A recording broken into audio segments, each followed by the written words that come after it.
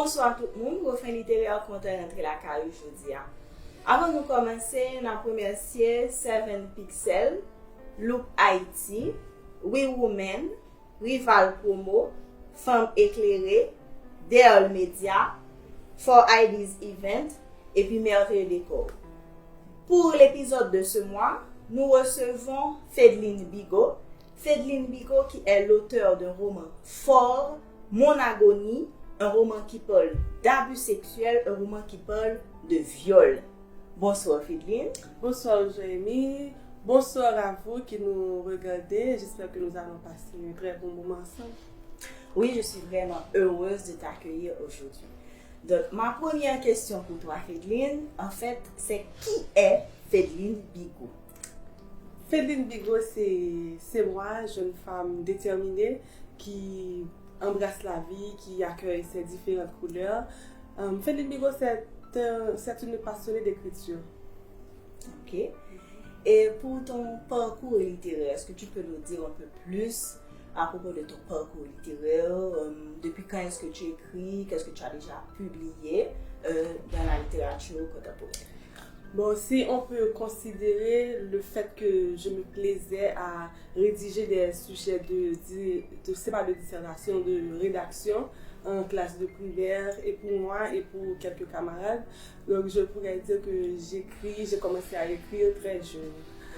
Sinon, c'est en 2010 que j'ai commencé à écrire mon premier roman, c'est après le séisme.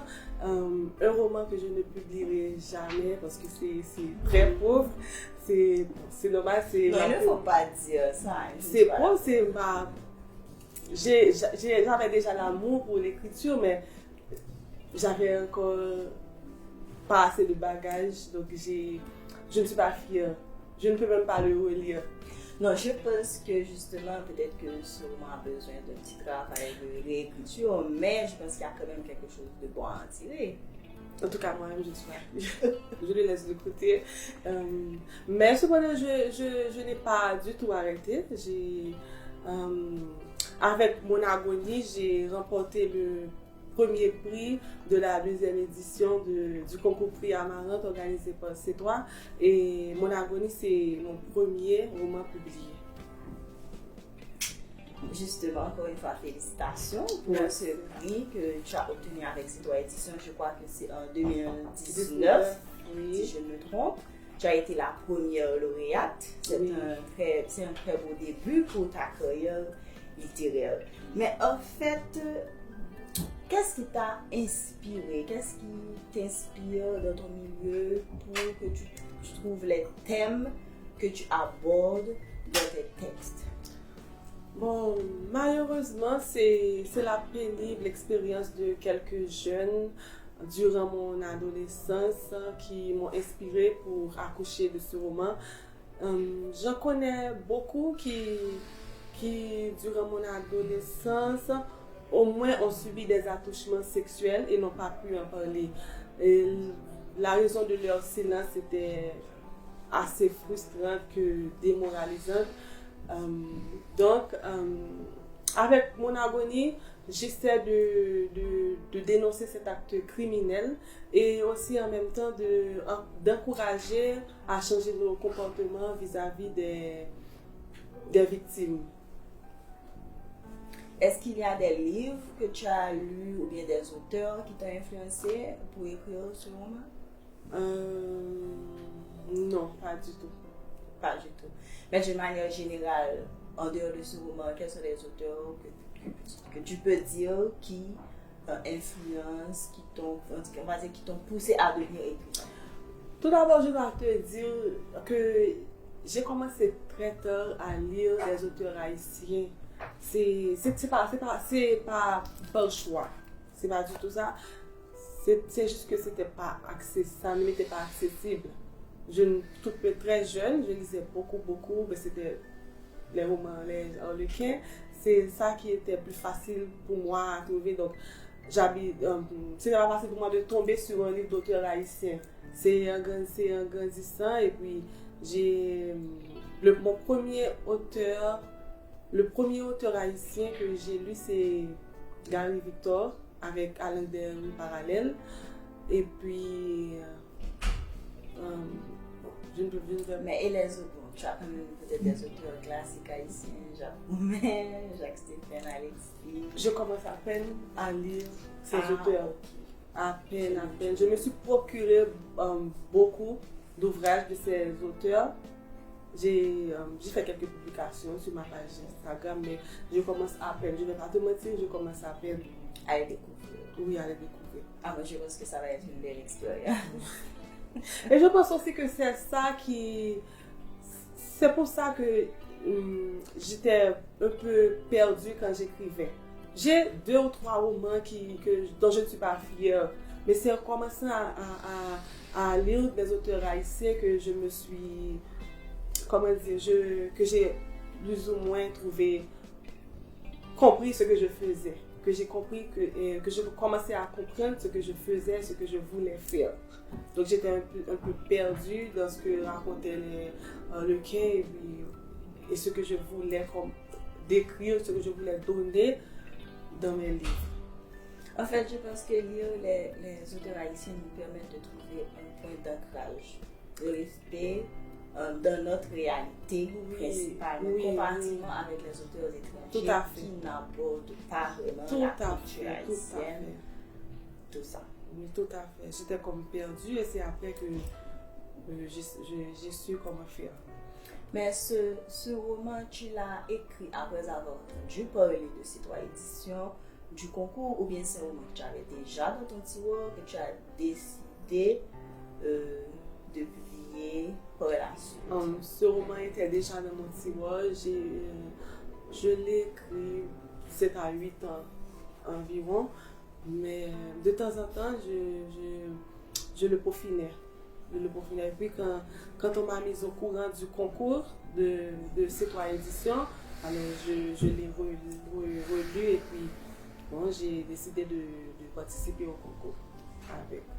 En fait, dans Mon Agonie, le personnage principal, Nathalie, elle a été violée à 16 ans par son oncle.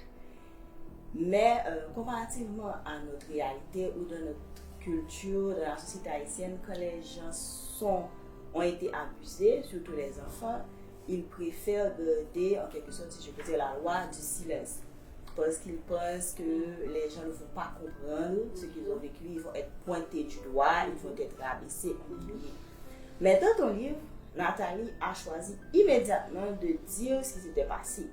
Est-ce que tu penses que c'était la bonne chose à faire, c'est la bonne décision quand ça arrive, qu'il faut en parler ou bien qu'il faut de préférence garder le silence pour se protéger sa réputation, protéger son honneur? Il est vrai que dans mon livre, ça s'est mal passé pour Nathalie, mais... Justement, parce qu'elle n'a pas été cool. Non, pas du tout. Ça a été le vrai problème de ces adolescentes que je te parlais tout à l'heure, qui ont subi des accouchements sexuels, qui n'ont pas pu en parler. Elles croyaient qu'elles seraient plutôt soupçonnées de mentir. Donc elles ont tout gardé pour elles et mourir à l'intérieur. Donc parler, je pense que c'est le premier pas, c'est un pas vers la paix, pour trouver la paix.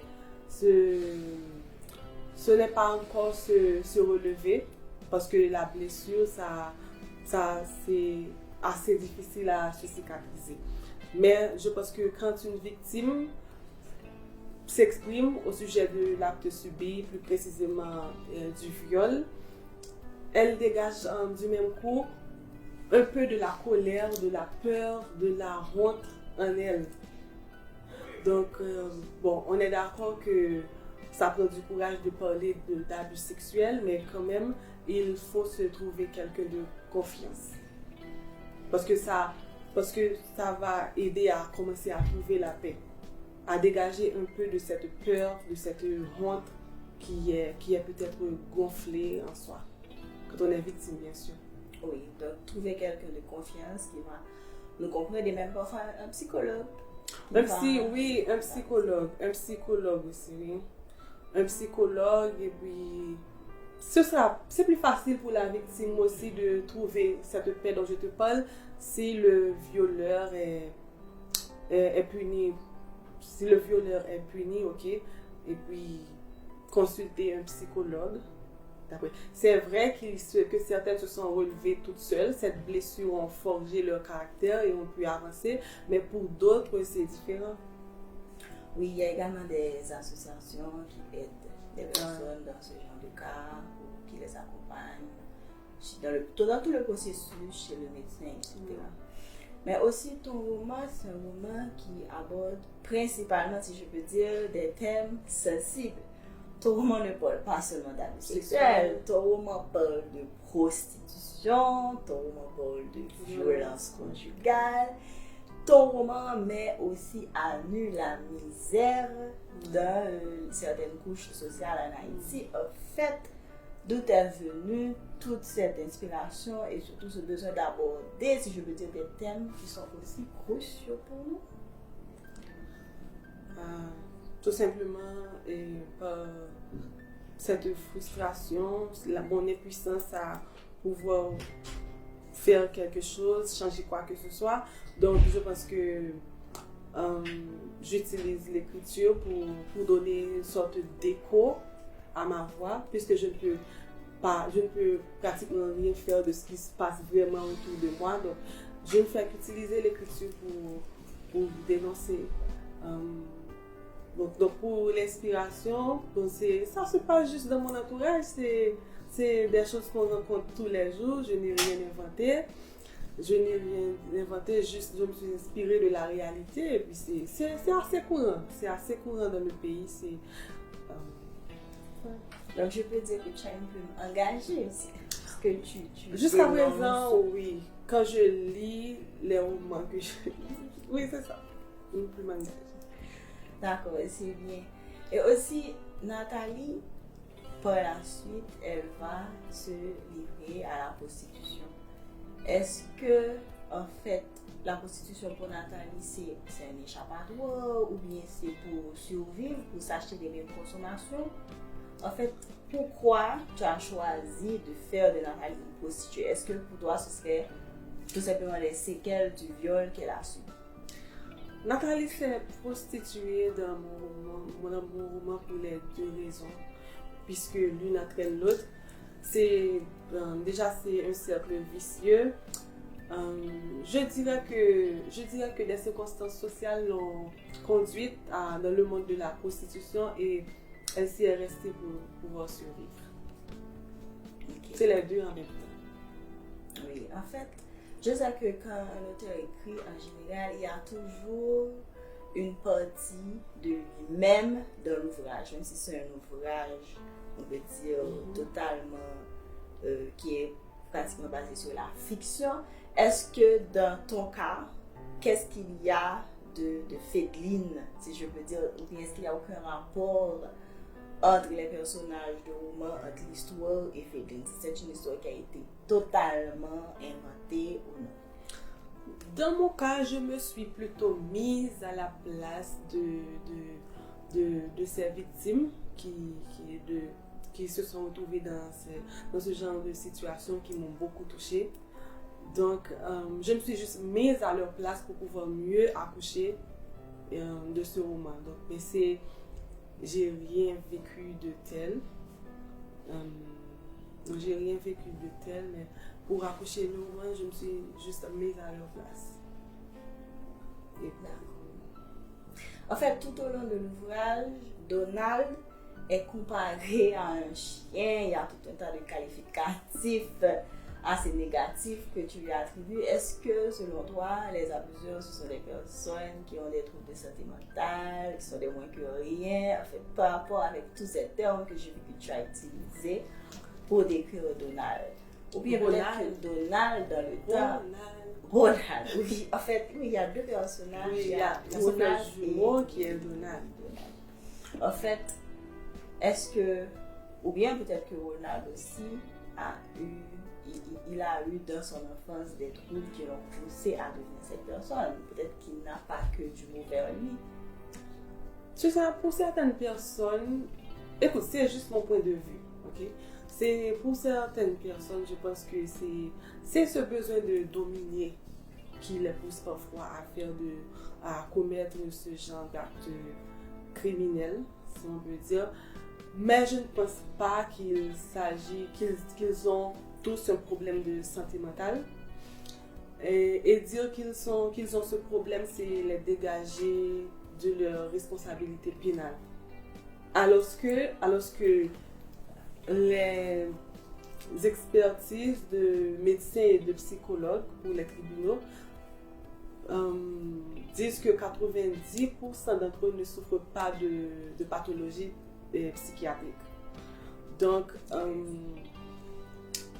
oui, je pense que si la personne n'a pas, si le violeur, l'agresseur n'a pas un problème de santé mentale, c'est tout à fait une bête. D'ailleurs, qu'est-ce qui diffère l'homme de la bête? C'est notre capacité à réfléchir, à raisonner ou même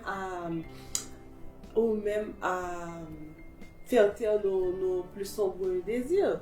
C'est ce contrôle de désir, de pulsion, sinon on est des bêtes. Ok. Pour moi, Nathalie n'a pas pu se libérer. D'après moi, en fait, en lisant le livre, j'ai l'impression que Nathalie n'est pas passée à autre chose. Est-ce que tu penses, d'une manière générale, qu'une personne qui a été abusée peut se libérer, peut se reconstruire, peut oublier et même aller de l'avant? Je le pense et je le crois fermement.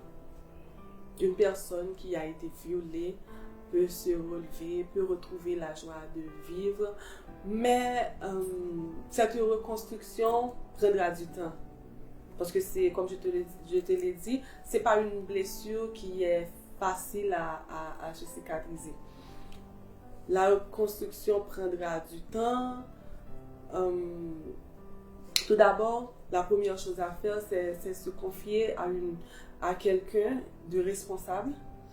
Et puis, d'y aller doucement, de faire une chose à la fois, de vivre un jour à la fois, je dirais. Bon, oui. Ok, est-ce que, d'après toi, une personne qui a été abusée peut soit par la suite, ça peut soit atteindre par la suite son orientation sexuelle ou bien que la personne peut devenir un abuseur plus tard? Une abuseur? Je ne pense pas. Tu sais, d'après moi, une personne qui a été violée porte en elle une lourde cicatrice qui est capable de lui causer de sérieux traumatismes. Donc, d'après moi, se tenir éloigné de tout ce qui est susceptible de lui rappeler ce qu'il a vécu dans le temps est plus sensé, plus raisonnable pour lui. Donc, s'il se lance il se convertit en violeur à la suite, c'est la pire décision et il ne sera jamais guéri. Ok. Donc, selon toi, la personne doit vraiment passer à autre chose. Mais est-ce que ça dépend forcément de la personne? Parce que ça peut être non, pas vraiment. À contrôler. Elle aura besoin d'un coup de main. Elle aura besoin d'un coup de main, de ne pas être pointée du doigt parce que on a cette tendance à beaucoup plus parler de la victime. Oui, on laisse le violeur dans un coin et puis c'est la victime qui est affichée et c'est pas du tout bien pour elle de faire le pas pour avancer. Donc,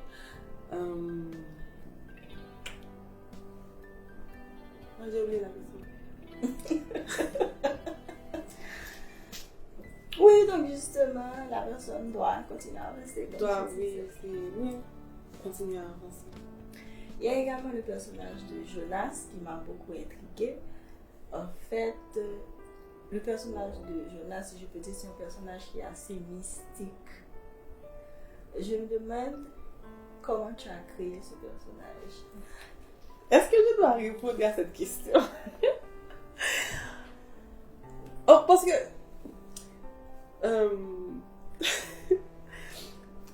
c'est à la fin que j'ai mis ce personnage dans le roman. Ok? C'est quand j'ai décidé de participer au concours, quand j'ai vu qu'il ferait partie des membres du jury, c'est mon truc. Oui, tu as fait des ajouts dans le texte pour enrichir ton travail. J'ai déjà lu les auteurs qui faisaient partie des membres du jury. Donc, j'ai réalisé ce qu'ils aimaient lire, ce qu'ils aimaient lire, voir dans un roman, donc et puis j'ai ajouté ça. Je l'ai ajouté, je vois que il parle souvent de mystique, il parle souvent de mystique de ton côté. Oui, mais il fallait oui, je vois que souvent il parle de mystique, de choses mystiques, alors je me suis dit, j'étais avec une amie et je lui ai dit, qu'est-ce que tu penses si je faisais cela? Et puis elle m'a dit, vas-y, si tu penses que tu peux le faire, vas-y. En tout cas, ça a marché. Ça a marché. Oui, puisque tu as remporté le concours. Oh. Donc ça a marché. Okay. En fait, je dois dire que j'ai vraiment aimé ton ouvrage. Dans un premier temps, je pensais que je n'allais pas, si je peux dire, monter à bord parce que en fait, je suis une personne assez sensible et quand j'ai vu que tu abordais le thème de l'abus sexuel, ça m'avait un peu découragée, mais je suis quand même allée jusqu'au bout. Et oui, en fait, je n'aime pas. Quand j'ai lu un roman de fiction, je le lis pour me déstresser, pour oublier un peu la réalité. Parfois, quand je lis un ouvrage et l'ouvrage choisit des thèmes aussi pénibles, ça m'affecte aussi. Surtout quand l'auteur décrit la réalité d'une telle manière que tu t'identifies au personnage. Donc, mais quand même, au final, j'ai beaucoup aimé. Oh, merci.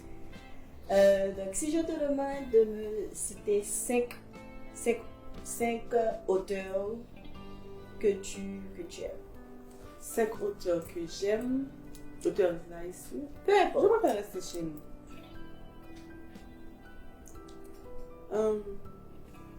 Kate Moss et Emily Prophète, Gary Victor. Il y a cet auteur que j'aime.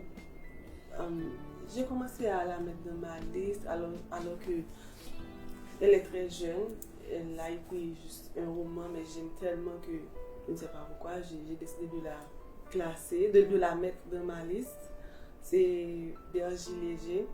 J'aime beaucoup sa plume. Peut-être que ça va l'encourager à. En fait, c'est la gagnante de la première édition. Oui, j'ai beaucoup aimé son roman.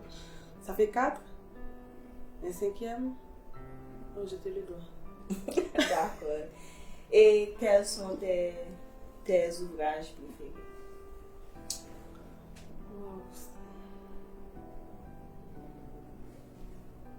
Un seul ouvrage qui t'a marqué, que tu as aimé. Ça, c'est comme me demander de parler de moi. Je pense que peut-être qu'il y a tellement à dire que quel est le seul ouvrage que je choisirais? Pour simplifier, Gouverneur de la Rose. Gouverneur de la Rose, oui. Si tu devrais choisir un auteur haïtien qui, d'après toi, tu penses mériterait d'illustrer un billet de banque. C'est-à-dire que, par exemple, si on faisait un billet de 2000 gouttes et puis on choisirait un auteur haïtien. J'ai aimé. Ok, ça peut être un auteur qui est déjà décédé si tu ne veux pas faire de jaloux. C'est ce que je vais te dire, mais je pense que je vais parler un peu trop vite, je vais quand même oser le faire. C'est, tu sais, je lis en même temps 2 ouvrages de Jacques-Séphine Alexis. Je lis en même temps, c'est beau, c'est très beau. Jusqu'à présent, j'opterais pour Jacques-Séphine Alexis. D'accord, donc. C'est l'espace de séiment et puis les arbres musiciens. D'accord. Et si tu devrais être un animal, tu choisirais lequel? Le pain? Le pain? Et pourquoi le pain? Le pain parce que c'est... Je pense que c'est un animal. C'est beau, c'est joli. Quand ça ouvre ses C'est un ailes. animal qui se pavane. Oui, que ça ouvre ses Et ailes. oui, justement, ses C'est ailes, magnifique. C'est vraiment magnifique. un beau tableau à regarder. Je pense que c'est vraiment très intéressant.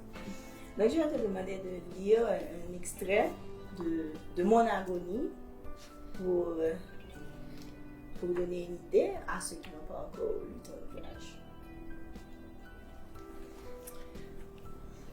Donc, on est à la page 23. Je me retrouvais à travailler comme serveuse dans un bar pour subvenir à mes besoins. Je buvais parfois avec des clients, puis je commençais à satisfaire sexuellement certains d'entre eux qui me payaient en retour. Il fallait bien que je paie mon loyer et tout. Bizarrement, je commençais à avoir d'autres histoires. Mon esprit se trouvait une sorte d'évasion pour penser ma plaie malgré la profondeur de ma cicatrice. En ce temps, j'étais une prostituée de la Grande Rue, cette avenue dont la face était surchargée de fatras, de déchets toxiques, telle une longue poubelle qu'on refuse de vider et qui ne finit jamais de se remplir. J'essayais de vider moi-même mon esprit, de ne rien avoir dans la tête, car ma vie sentait seulement le sexe. Que je sois fatiguée, contente ou épuisée, mon corps ne devait pas s'en mêler. Je devais coucher avec plusieurs hommes chaque nuit, assurer leur plein plaisir, même si au-dedans de moi, j'avais la sensation d'être sans âme. De me donner l'air d'aimer même quand j'étais dégoûtée, alors que ce qui me revenait était dérisoire. D'accord, c'est vraiment très intéressant. En fait, j'ai lu ton livre en 2 après-midi. C'était vraiment très enrichissant et je n'ai pas lu tous les ouvrages, mais je voudrais quand même encore te féliciter pour ton prix. Et Merci. donc, je ne sais pas si c'est toi édition à organiser. Une vase signature? Oui. Oui, c'était en mai l'année dernière. Et bon, de toute façon, il y en aura d'autres, je pense. Oui. Pour donner la chance à ceux qui n'ont pas encore lu l'ouvrage. Donc, en fait, si tu as un message pour les personnes qui ont été victimes d'abus sexuels ou bien encore pour leur entourage, parce que les personnes qui vivent dans l'entourage de ces personnes doivent aussi les encadrer. Donc, quel serait ton message pour ces personnes et pour leur entourage? Déjà, le viol est un acte terrifiant, voire même criminel, que personne n'aurait dû subir. Aux victimes, je vous dis de ne pas vous culpabiliser. Vous n'avez rien à vous reprocher. Vous n'êtes pas responsable du comportement de votre agresseur. Trouvez-vous quelqu'un à qui vous confier afin d'extérioriser cette possible colère, peur, cette honte, ce dégoût, cette frustration qui sont peut-être étouffées en vous. Et puis, vivez un jour à la fois, allez-y doucement.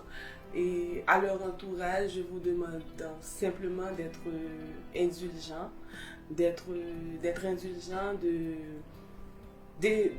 d'éviter de leur pointer du doigt, de leur poser des questions à propos de ce que la victime a vécu, parce que c'est une cicatrice assez lourde qui peut causer de sérieux traumatismes.